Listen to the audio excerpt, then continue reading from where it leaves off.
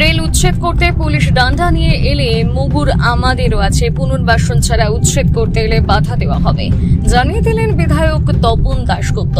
সপ্তগ্রাম বিধানসভার অন্তর্গত বাঁশবেড়িয়া পুরসভার 5 নম্বর ওয়ার্ডের অবনীপল্লী রেল কলোনিতে গত 40-50 বছর ধরে বসবাস করে প্রায় 120টি পরিবার। রেলের জায়গায় বসবাসকারী 51টি পরিবারকে নোটিশ দেওয়া হয়েছে রেলের তরফে। আগামী 3 জুন তারিখের মধ্যে রেলের জায়গা ফাঁকা করে দিতে হবে। এর প্রতিবাদ শুরু করেছে বাসিন্দারা।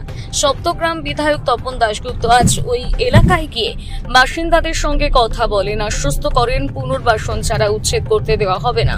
বিধায়ক বলেন, রেল হঠাৎ করে এরকম নোটিশ দেয়, বলছে জমি ছেড়ে দিতে হবে, কেউ জমি ছাড়বে না, আমি 3 তারিখে স্পটে থাকবো, বিকল্প জায়গা না দিলে কেউ উঠবে না।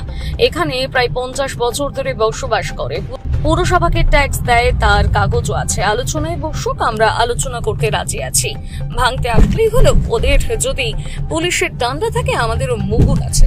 স্থানীয় বাসিন্দারা জানান, পুনর্বাসনের ব্যবস্থা করুক রেল। এত বছর ধরে এতগুলো পরিবার এখানে বসবাস করে, তারা যাবে কোথায়?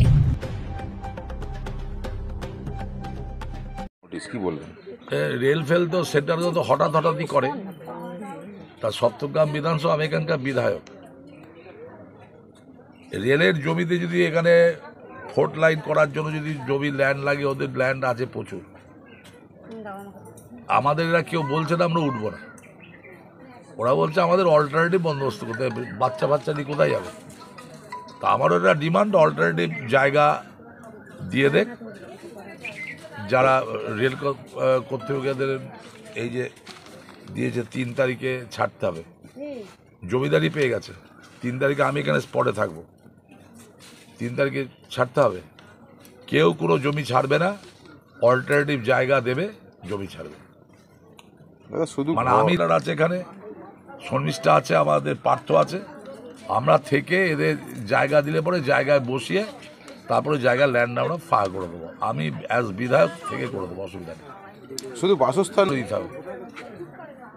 এটা তো একটা 50 বছর, এই যে রেকর্ড আছে, তো মিউনিসিপ্যালিটি এই যে একটা ট্যাক্স দিচ্ছে, এদের লাইন আছে নিজেদের নামে, তো কোর্টে যাবে, দরকার সুপ্রিম কোর্ট অবধি যাবে, পেছনে আমরা আছি।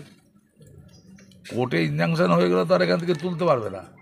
কিন্তু আমিও চাইছি একটা পার্মানেন্ট সলিউশন হোক। এখন যারা বুড়ি হয়ে গেছে তাদের কথা বাদ দিয়ে, যেগুলো বাচ্চাগুলো আছে, এদের কি হবে, ভবিষ্যৎ কি?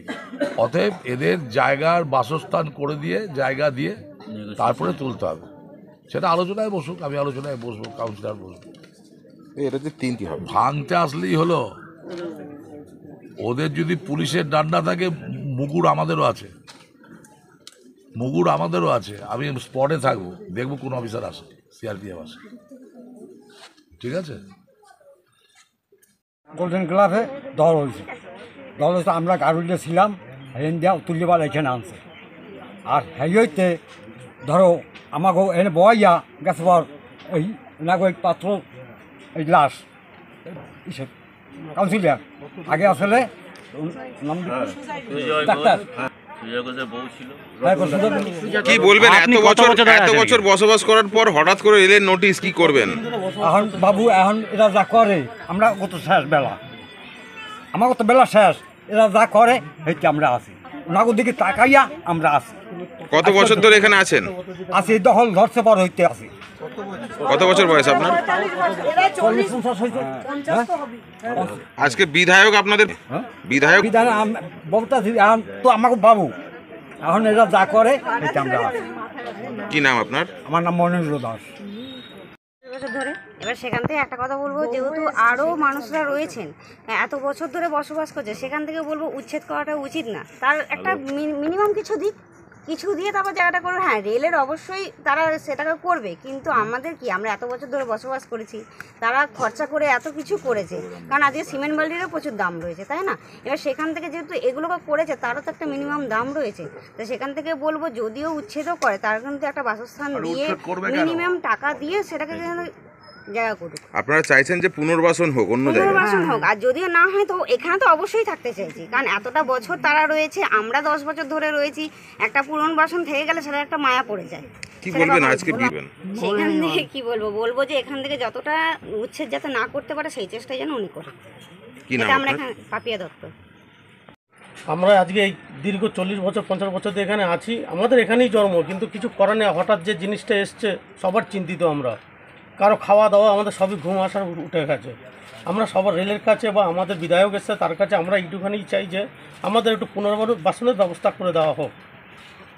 বিধায়ককে কি বললেন আপনারা আজকে? বিধায়কের কাছে আশা এটাই করবো যে তারা সেই জন্য আমাদের পাশে থাকে, আমাদের যে কোনো একটা ব্যবস্থা করে দেয়। আজকে রেলের কাছে আমরা গেছিলাম, রেল আমাদের কোনো আশ্বাস দেয়নি।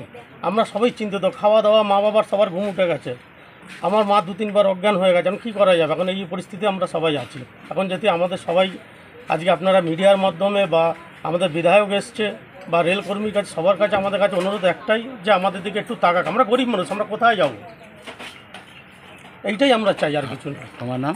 আমার নাম কৃষ্ণ দাস। 3 তারিখ তো লাস্ট মেয়াদ। 3 তারিখ লাস্ট ডেট। কিন্তু সেদিন তো বলেছে বিধায়ক আমি তোমাদের সঙ্গে পাশে দাঁড়াবো, সেদিন থাকবে একটা বিধায়ক। আতঙ্ক আছে। আজকে আমাদের বিধায়ক এসছে, আমাদের একটা আশ্বাস দিয়েছে যে তোদের কোনো চিন্তা নেই, যে আমরা 3 তারিখ আমি আসবো, তোদের পাশে আমি থাকবো। এই আশ্বাসটা দিয়ে, এই আশ্বাসে এখন আমাদের বাঁচতে হচ্ছে। আশা করি আমাদের বিধায়ককে আমাদের বিপদে পাশে পাবো। নামটা বলো। আমার নাম কৃষ্ণ দাস। করার পর এখন রেলের আমি এখানে 40 বছর ধরে আমার বয়স থেকে আমি বাস করি, এখানে আমার জন্ম। এই 5 নম্বর ওয়ার্ড, অবনীপল্লী, বাঁশবেড়িয়া পৌরসভা প্লাস মগরা থানা, জেলা হুগলি।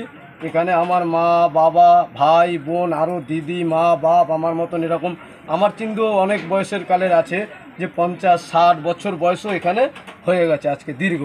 তো আজকে 50-60 বছর ধরে কোনো দিন নোটিশ আসেনি এরকম। আমাদের এখানে সব কিছু আছে, A to Z আমরা বহন করি। রাস্তাঘাট, ড্রেন, কল, কারখানা সব আছে। আমাদের লোন আছে, প্রত্যেকটা মানুষের 2 লাখ 3 লাখ টাকা 2.5 লাখ টাকা লোন আছে। এরকম সব ভ্যান রিক্সা চালিয়ে খাই আমরা। এরকম কোনো জীবনে ভাবতে পারিনি যে এরকম আমাদের জীবনে একটা সংকট এসে দাঁড়াবে, যে এরকম 40-50 বছর পর। এই 40-50 বছর পর যে মা বাবাকে নিয়ে এখন কোথায় যাব সেরকম আমরা জায়গা আর খুঁজে পাচ্ছি না। তো আমরা চাই আমাদের যে দিদি আছে, দিদি আমাদের যদি হাত দিয়ে তাকায়, দিদি যদি আমাদের দিকে মুখ তুলে তাকায়, তবে হয়তো আমরা কোনো একটা জায়গা হয়তো পাবো। আমরা রেলের কাছে দাবি করতে পারছি না রেলের জায়গা যেহেতু, কিন্তু হঠাৎ 40 বছর 50 বছর পর এসে এরকম করছে। এই অবধি আমার কথা। আপনারা কি চাইছেন? আমরা পুনর্বাসন? চাই একটা পুনর্বাসন হলে রেলের কাছে ভালো হয়। পুনর্বাসন চাই। আমার চিন্তা আমরা পুনর্বাসন চাই রেলের কাছে। তোমার নামটা কি? আমার নাম খোকন দাস।